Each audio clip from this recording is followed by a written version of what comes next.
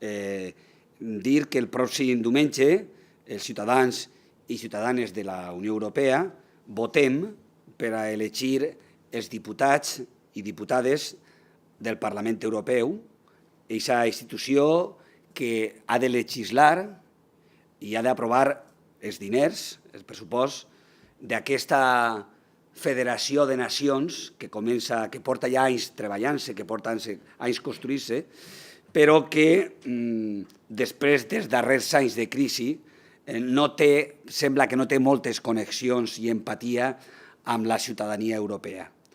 El tema d'Europa encara sembla que el sentim massa llunyà i per això, tradicionalment, la participació a aquestes eleccions no és molt alta.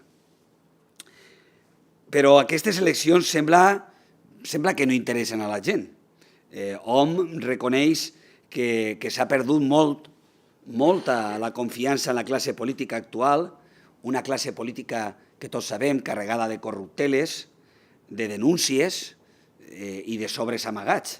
En qualsevol moment alces una pedra i apareix un procés judicial contra un polític. Aleshores, cada vegada creixen més les veus que imputen la causa de tots els problemes econòmics i socials d'austericidi, d'austeritat, com vulguem dir, i de solvència dinerària a aquesta Europa encapçalada per la Kaiser Merkel. Vull dir que és com el futbol, no? El futbol són 11 contra 11 i sempre guanya Alemanya. Això ho diuen els jugadors de futbol, no recordo quin jugador, Gary Lineker crec que deia això, el futbol és cosa de 11 contra 11 però sempre guanya Alemanya. Doncs passa en Europa això, no? Tal vegada hi ha cert percentatge de raó en aquests plantejaments, però el que cal és una bona dosi de racionalitat i d'explicar a la gent perquè hem d'imputar a cadascú la responsabilitat que té en tota aquesta crisi i en tota aquesta debacle econòmic i en tota la situació de retallades que estem patint. A cadascú la responsabilitat que tinga, no té tota la responsabilitat la senyora Merkel ni la d'Europa. Així a casa nostra hi ha molts responsables. I també hem de dir, i hem de dir-lo en veu alta, que no tots els polítics som iguals i això ho hem demostrat de forma fehaent a la nostra coalició, a Compromís, amb Mònica Oltra, amb Enric, amb Joan Baldoví, i esperem que a partir del pròxim mes, el més aviat possible, després de les eleccions, amb Jordi Sebastià, perquè d'alguna forma el que volem ja és instaurar aquesta primavera europea per a construir, com diu el nostre programa, l'Europa de les persones. I perquè a la fi, està clar, una cosa és evident, la solució no és menys Europa, sinó segurament més i millor Europa. Per això són tan importants aquestes eleccions. Sense dubtes, als nostres llars, als nostres pobles, a les nostres ciutats, al País Valencià, aquesta Espanya de les nacionalitats i de les autonomies, i a la fi a l'Europa de la diversitat, estem vivint una etapa difícil, uns temps en els quals cal superar la crisi econòmica i cal afrontar la creació d'estructures polítiques i socials realment democràtiques i participatives. I per això fa falta molta dosi d'il·lusió, d'imaginació i de consens. Fan falta reptes i solucions internes així a casa, però també externes a l'Europa i al món. I cal urgentment canvis en tota aquesta visió que està venent-se d'un producte social, polític determinat, i cal començar el més aviat possible. Així doncs, la primavera estació d'aquest nou futur passa per Europa i passa perquè hi ha molt el joc el pròxim diumenge, però molt més del que pensem, perquè nosaltres el que hem de veure aquestes eleccions realment és com un entrenament, i així pensem que ho veiem nosaltres des de la coalició, per al partit que hem de guanyar en el 2015. Ahir és on tenim que produir aquest canvi polític, social, d'imatge, de consens, d'imaginació a la Generalitat i als nostres pobles i ciutats. Però hi ha una qüestió que no es parla molt en el tema de les eleccions. Jo crec que no he vist en els debats de l'altre dia, en els debats que, inclús en el debat d'A5 dels europeus, crec que no se va parlar i que se va tocar molt superficialment. Mireu, això de l'euroscepticisme és complicat de superar, està clar.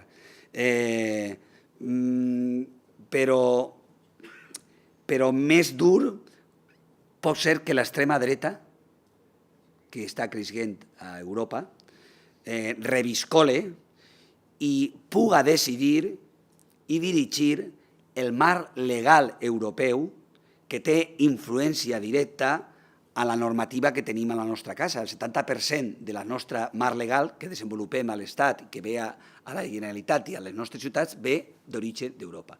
Aleshores, se juguem molt. Sense dubtes, amb el nostre vot, a la nostra participació, hem d'aturar l'ascens de l'extrema dreta a Europa. O podem trobar-nos amb problemes seriosos de convivència ciutadana que pensaven que ja estaven superats en el passat segle. Mireu, la gent de Compromís no volem l'Europa blava del pitufo Cañete. Heu vist el cartell? És que és un pitufo. Encara que diuen que han tret la imatge de Cañete de Richard Gere. No sé on el veuen, però evidentment és un pitufo blau, no? Ni tampoc volem l'Europa d'aquest tinte que s'ha pintat ara roig, glamour, de l'Helena Valenciano, no? Ni tampoc volem l'Europa d'Esteban Pons, belleza valenciana en 7 dies, que s'ompli d'aquesta belleza valenciana, ara va defensar lo valenciano, no? La gent de Compromís volem l'Europa multicolor, dels pobles i de les persones, que decideixen en llibertat el seu futur. I hem de superar, i no volem, el tema, avui venia escoltant el tema, d'eixa pobrea a què estan abocant-nos aquests dirigents. Mireu, la data més significativa d'avui és que Creu Roja ha donat de menjar durant aquest any a 135.000 valencians. Ho diu Creu Roja. A on està abocant-nos aquesta gent? Quina és l'Europa que volen? L'Europa del seu sou, que avui han llegit les dades. Sabeu el que cobra un eurodiputat? 8.000 euros de sou base, 4.000 euros de dietes, viatges, etc. I altres 4.000 de seguros, de material d'oficina, etc. Sols té l'obligació de declarar del sou base, dels 8.000 euros, el 22% a Brussel·les i el 13% al senyor Montoro. Clar, així el senyor Montoro l'ha dit que hi ha colorat la cara a uns quants eurodiputats socialistes que no havien pagat el 13% a les arques estatals de l'Estat. Aleshores, evidentment, nosaltres volem que el Jordi Sebastià, i així ho ha dit públicament, ajudarà a aquest sou, ajudarà a potenciar la idea de la nostra coalició i de potenciar la imatge que necessiten els valencians en Europa. I a les pròximes, per acabar, dir-vos que a les pròximes eleccions europees els valencians i valencianes es juguem aspectes tan rellevants com la recuperació, perquè diuen, no, això està molt lluny, però no, si és que hi ha aspectes vitals de la nostra economia, de la nostra funcionalitat, del nostre futur, de la nostra comarca, dels nostres pobles. Perquè, mireu, aspectes tan rellevants com puga ser la recuperació del teixit industrial tradicional valencià. És evident que, clar, si, per exemple, pensem que IKEA, a IKEA sí que l'han fet bons accessos a aquesta gent per anar a IKEA, aneu i veureu, però per accedir a l'Hospital de la Ribera, això no, això se nos bloqueja. Aleshores, el tema és que se juguem decisions tan importants com el tema, per exemple, la recuperació del moble, del teixit industrial nostre, del calcer, etc. També se juguem la posada en marxa, naturalment, ja del corredor mediterrani. Per un corredor mediterrani amb la possibilitat de que els nostres productes tinguin projecció a Europa, no per a col·locar els productes xinos i que vagin a Europa, no. Aleshores, també se juguem la protecció de la nostra producció agrícola, la sostenibilitat mediambiental tan important del nostre territori, de la nostra comarca, del nostre riu, o, com no, l'oficialitat de la nostra llengua. Se la juguem a Europa, perquè volem una Europa també de joves amb futur, de joves que tinguen treball, de joves que veguen la seva capacitat reflectida en el seu treball. És molt important estar a Europa i canviar la imatge dolenta del País Valencià, que uns miserables corruptes han escampat per el vell continent. Nosaltres som Europa, naturalment, i en Jordi Sebastià i en Compromís, els pobles de la Ribera, del Xúquer, tindran veu a Europa, perquè recordeu, allà on està Compromís, estem tots i tots nosaltres. Sols donar ànim, dir-vos que endavant i que el diumenge hem de votar Primavera Europea i que votarem Compromís. Moltes gràcies.